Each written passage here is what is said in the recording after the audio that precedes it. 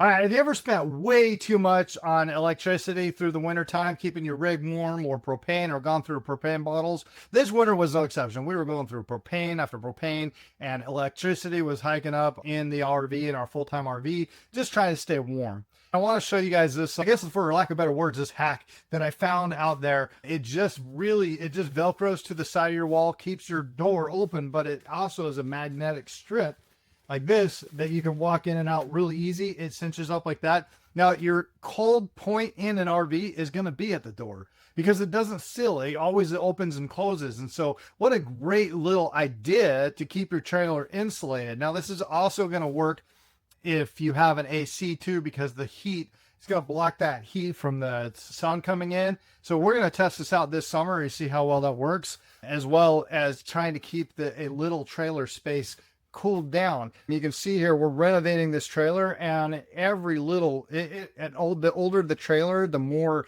inefficient spots you have. It's going to get hot really quick. It's going to get cold really quick. It's just not good insulation. So we got this for the winter. It worked awesome. As you want to go outside, you just open up the door just like this, and you walk out.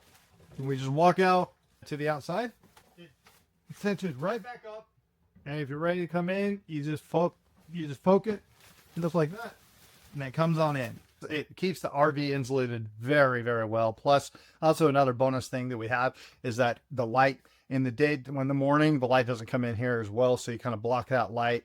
So that's just an added bonus. If you're struggling with propane or AC, just hiking those bills up, then I would definitely recommend grabbing something like this. It's a quick and dirty fix to solve that problem.